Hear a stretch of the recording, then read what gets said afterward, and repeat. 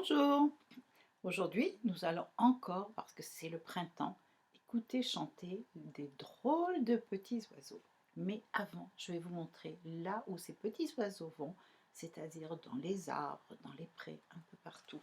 Alors regardez, je vous ai cueilli, regardez, des toutes petites pâquerettes, il y en a partout, dans les parcs, dans les prés, dans les champs, et elles aussi, elles sont là parce que c'est le printemps. Et regardez ça aussi, regardez, ça c'est une magnifique fleur de lilas et ça qui commence à blanchir, eh bien savez-vous qu'on les appelle des boules de neige en plein printemps?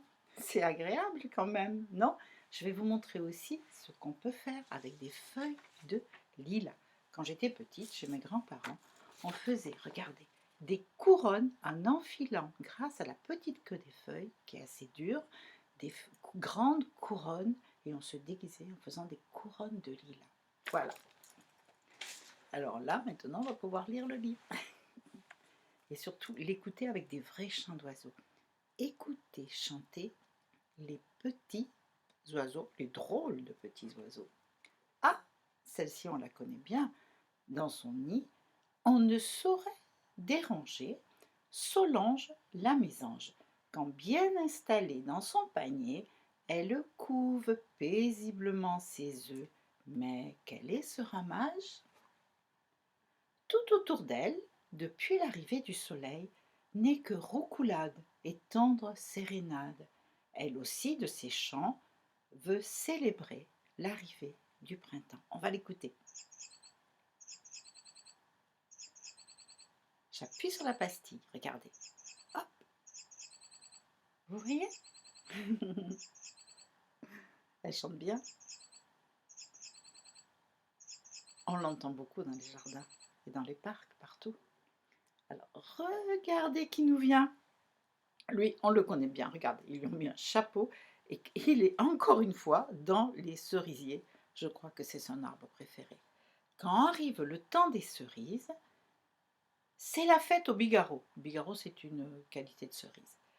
La course à la griotte, c'est aussi une qualité de cerise. Merlin, le merle et les merlettes se régalent et font la fête. Écoutez bien, il chante très très bien le merle.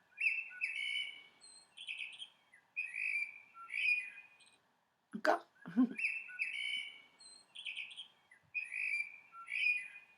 Et il est très très tôt le matin et tard le soir. Regardez, on voit un petit moineau qui se dit peut-être qu'aussi moi je peux grignoter quelque chose. Là, il y en a même deux. Et là, ben alors, qui avons-nous? On a Sabette la chouette, gentille sorcière du jardin. Elle fait tout à l'envers et de nuit mène son train-train. Parce qu'en fait, c'est un oiseau qui vit la nuit. Son petit train-train, donc je redis, hein, et de nuit mène son petit train-train. Le jour se lève, plonge vite sous ta couette, petite chouette. Parce qu'en fait, la petite chouette, on ne la voit pas le jour, on ne la voit que la nuit. Écoutez-la.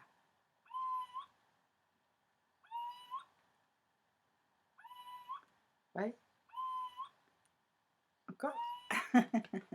On reconnaît bien, hein? Ah, là, encore. Alors lui, oh là là, regardez, c'est qui celui-ci? Celui-ci, on le connaît bien, bien, bien. Il est près du tronc d'arbre. Regardez, il y a même le lierre qui monte dans l'arbre. Pierrot, le plus effronté des moineaux, adore faire des farces. Il a encore chipé les habits de Benjamin le lutin. C'est pourquoi le voilà attifé d'un petit manteau vert et d'un joli chapeau pointu. Turlututu. Je vais vous le faire écouter. Ah, encore, j'appuie sur la pastille.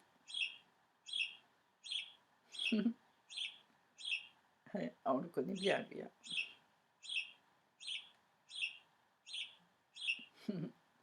Regardez, je tourne la page. Qui avons-nous? Alors là, nous avons une petite souris. Et puis lui, c'est le rouge-gorge. Au cœur de l'hiver, Georges, le rouge-gorge, a trouvé refuge chez son amie Amélie, la souris. Pour la remercier, sans se faire prier, il entonne de sa douce voix un merveilleux chant de Noël. Écoutez-le.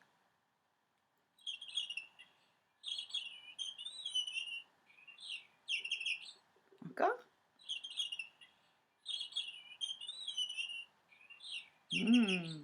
Dans la dernière fois.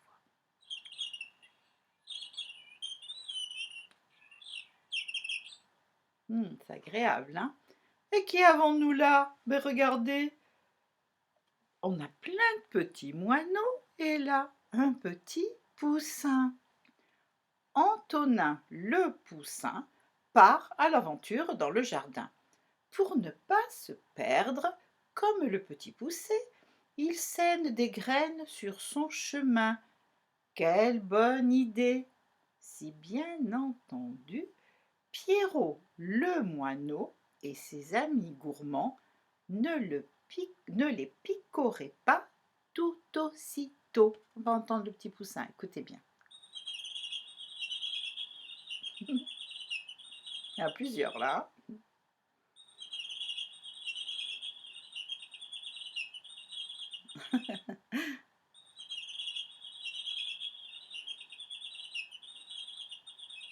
Vous avez vu tous les moineaux qui sont en train de manger toutes les graines qu'il a semées.